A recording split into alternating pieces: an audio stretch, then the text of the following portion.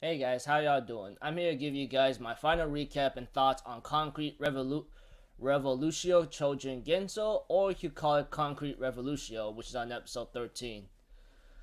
This is the final episode right here. I'll do my best to give you a little small recap here and there and then give you guys my thoughts because honestly, after watching this episode, I was a little confused here and there. Maybe I didn't pay attention as much since I don't really care much about the series, but because it was too complicated for me to even piece everything all together. So let's go. Okay, when I looked at this episode, it seems like it continues the rampage of Claude himself, who has some kind of power that manipulates metal, and he's like a factory. And that mask he wears, it is info that he is using that mask to to control his powers apparently.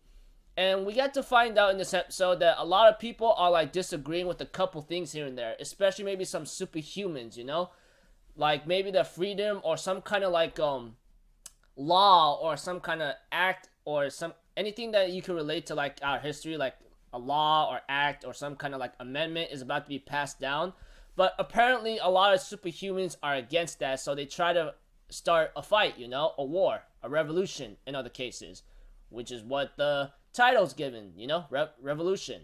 And Jiro, on the other hand, was not a fan of this at all, and he ends up having a little small talk with Amy, not to mention Kiko's little, small doll subordinate whatsoever. And apparently we have to it that Amy agrees to help Kiko out by stopping her evil cold personality, but in exchange for Jiro, he is to avoid or to leave Kiko alone for forever possibly, or just leave her alone at all throughout the lifetime.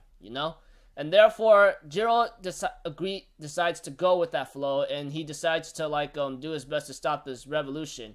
Claude, on the other hand, appears in a machine after some of these superhumans are fighting to the very end, especially Earthchan herself, but she gets demolished or devastated around towards the end of the revolution. And apparently we have to it that superhumans and other people are trying to help out Claude's idea, apparently. And this became really, really tough for me to understand because it's complicated.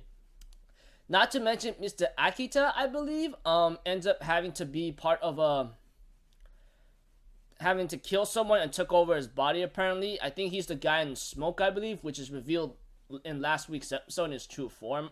And later I see to it that certain events were starting to look pretty bad.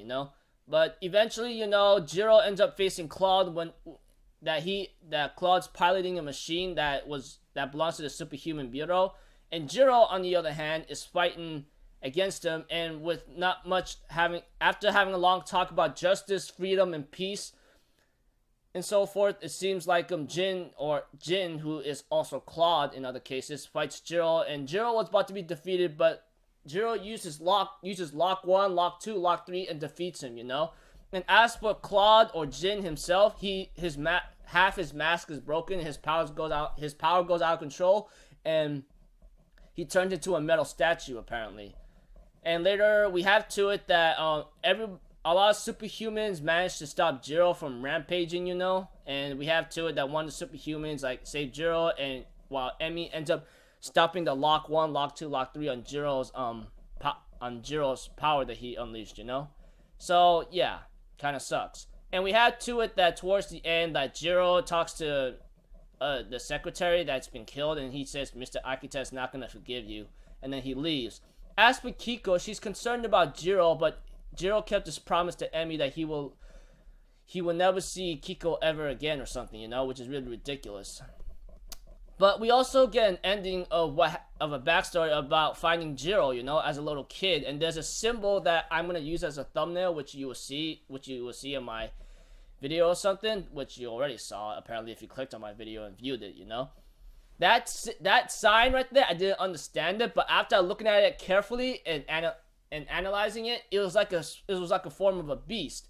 And later on, it previewed another season of Concrete Revolutio about Jiro having to being a wanted fugitive to protect the superhumans after there is an era where superhumans' freedom is taken away. Now, I think this is where the second half plays that part. I mean, like, throughout, I think this is the first half of what happened in this era of Jiro, but at the same time, it plays certain backstories of characters themselves, you know? Not to mention that I think the other half, which is going to be shown in the spring, I believe, it's going to, like, talk about, like, what's going to happen now and what's Jiro doing along with these other superhumans after he is a wanted fugitive. So it's complicated for me to tell you that, and I know you guys are confused too, because when I watch this series, I'm like thinking in my mind, what the hell is going on, honestly? I don't know what's happening. So yeah.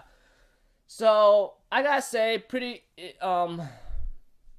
cool episode, not too bad, but it's a little complicated. Now, for the series in general, I'm like hecka confused right now. I don't know what's going on. All I know is like that we get introduced a lot of these characters, which I don't even bother remembering, because I don't know if they are gonna play a certain role or be important in the end. That I'm thinking about. I'm like thinking in my mind, are they gonna be important though? Because all I know is there's a bunch of superhumans out there, and they just they don't show up at all. They just show up maybe 1 or 2 episodes, and that's about it, or just 1 episode at all. They just show up maybe a little bit later throughout maybe some other stuff to be part of some kind of certain event, but how important can they be? That's what I'm just wondering about, you know? And eventually, you know, we do get to see a couple like future head stories about like Jiro being a wanted fugitive, which starts on episode 1 and then maybe some other episodes after that and so forth.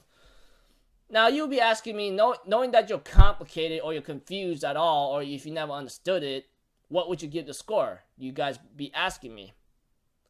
4 out of 10. Now, those of you guys who liked it and understood it, please forgive me, because right now I am kind of confused here and there. I know there's a revolution that Jiro started like a long time ago, and it sets out in the future with a couple of future scenes about what Jiro's been doing. I think the other second season is going to explain all that, you know? While this first season right here, or the first half of this, was a little confusing for me. I know there's a bunch of characters involved, but how important are they going to be? Because I'm not really sure what kind of role they're going to play, apparently. And of course, like, yeah. Let's just say I'm just confused for the time being. If anyone can simplify it for me in the other way around, that'd be great. But for the time being, this is a 4 out of 10 due to the fact I don't understand it or I don't even know what the hell's going on. So if anything else, yeah, there's a second half coming up in April 2016, I believe. That's the spring anime 2016. So do not worry, I will recap on that second half. So I'll see you all till then. I'll see you guys in my next video. So it might be late tonight or during the day due to the fact that I have a lot of things to do and I gotta get going currently. So if anything else, I'll see you guys later. I'm off for Zero, people. Have a good day and I'll see you guys next time. Peace out. Bye bye. Toot-toot-doo.